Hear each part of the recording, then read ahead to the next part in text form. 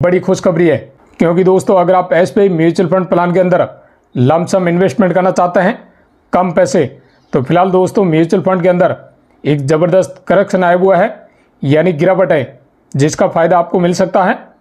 कहने का मतलब जब मार्केट में दोस्तों गिरावट आती है तब जो यूनिट्स का प्राइस है वो कम हो जाता है, और ऐसे में उस टाइम अगर आप लमसम इन्वेस्टमेंट करते हैं तो आपको कम प्राइस पर ज़्यादा यूनिट मिल जाती है। उसके बाद जब भी मार्केट ऊपर जाएगा तो उस यूनिट की जो प्राइस है वो बढ़ेगी, यानी आपको सीधे सीधे यहाँ पर 2 से लेकर 4 गुना का बेनिफिट होगा।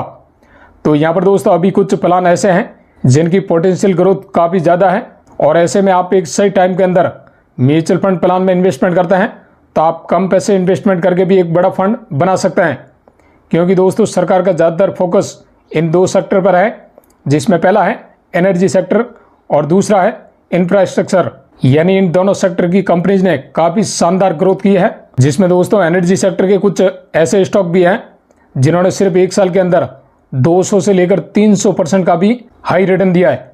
तो एसबीआई के दोस्तों इस दमदार फंड के अंदर ज़्यादा नहीं, अगर आप सिर्फ 80,000 रुपये एक बार लमसम इन्वेस्टमेंट करते हैं और अगर आपको बेंचमार्क रिटर्न भी मिल जाता है तो भी दोस्तों आप एक बड़ा फंड बना सकते हैं। इस वीडियो में दोस्तों हम एसबीआई के इस फंड की बेसिक डिटेल देखने के साथ कैलकुलेशन करके भी देखेंगे, बट उससे पहले आपसे रिक्वेस्ट है वीडियो को लास्ट तक थोड़ा ध्यान से देखिएगा और वीडियो को अभी एक लाइक कर दीजिए। चलिए शुरू करते हैं। एसबीआई के दोस्तों इस दमदार फंड का नाम है एसबीआई एनर्जी अपॉर्चुनिटीज़ फंड। ये कोई ज़्यादा पुराना फंड नहीं है, क्योंकि इस फंड का एनएफओ 26 फरवरी 2024 को आया था, जिसका जो करंट एनएवी प्राइस है यानी कि वो अभी भी 10 रुपये से बढ़कर 10 रुपये 94 पैसे की है। तो आपके पास एक ज़बरदस्त मौका है लमसम इन्वेस्टमेंट करने का। तो अभी आप लमसम इन्वेस्टमेंट करते हैं तो एनर्जी सेक्टर के बेंचमार्क ने जो यहाँ पर रिटर्न्स दिया है वो काफ़ी तगड़ा है।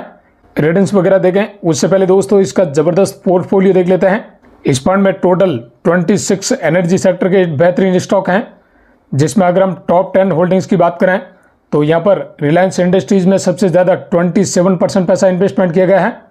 इसके अलावा NTPC limited, reserve bank of India, Bharat petroleum corporation, Petronet LNG, coal India और इंडियन ऑयल कॉरपोरेशन जैसे स्टॉक शामिल है।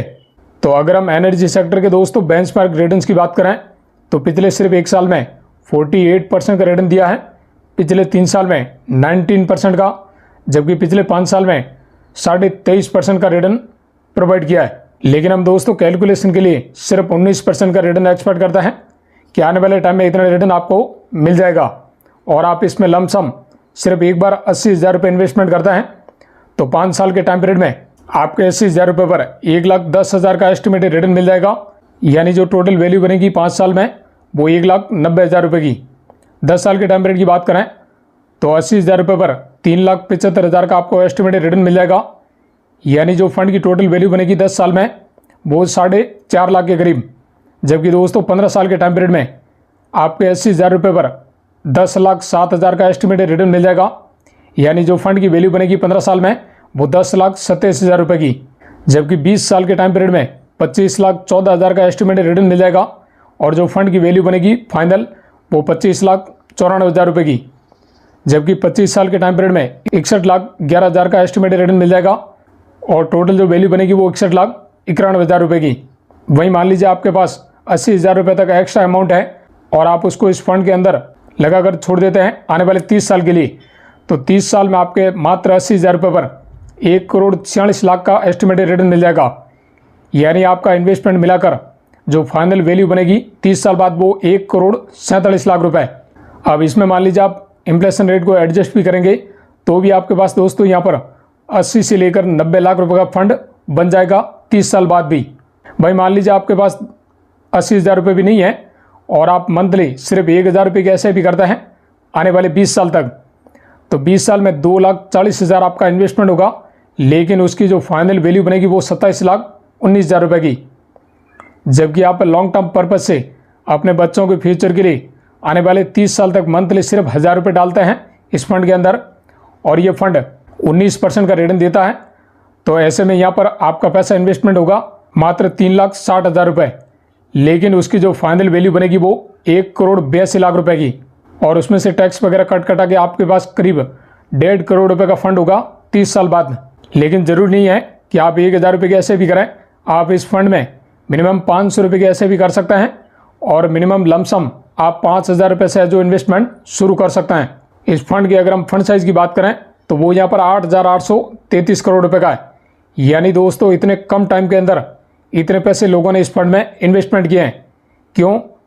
क्योंकि इसका सबसे बड़ा रीज़न है, एक तो ये फंड एनर्जी सेक्टर का है और वहीं दूसरा यहाँ पर एसबीआई का, यानी कि लोगों का सबसे ज़्यादा भरोसा एसबीआई पर है। क्योंकि दोस्तों यहाँ पर एनर्जी सेक्टर में करीब 83% पैसा है जो इन्वेस्टमेंट किया गया है इस फंड का। फंड के दोस्तों एक्सपेंस रेशियो की बात करें तो वो यहाँ पर 0.46% का है, जो कि मेरे अकॉर्डिंग ठीक ठाक है।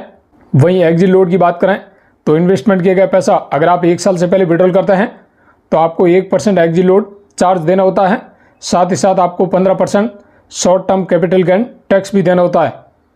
वहीं 1 साल के बाद आप कभी पैसा निकालते हैं और आपको एक फाइनेंशियल ईयर में 1 लाख रुपए से ज़्यादा का इनकम या प्रॉफिट होता है तो ऐसे में आपको 10% LTCG टैक्स देना होता है।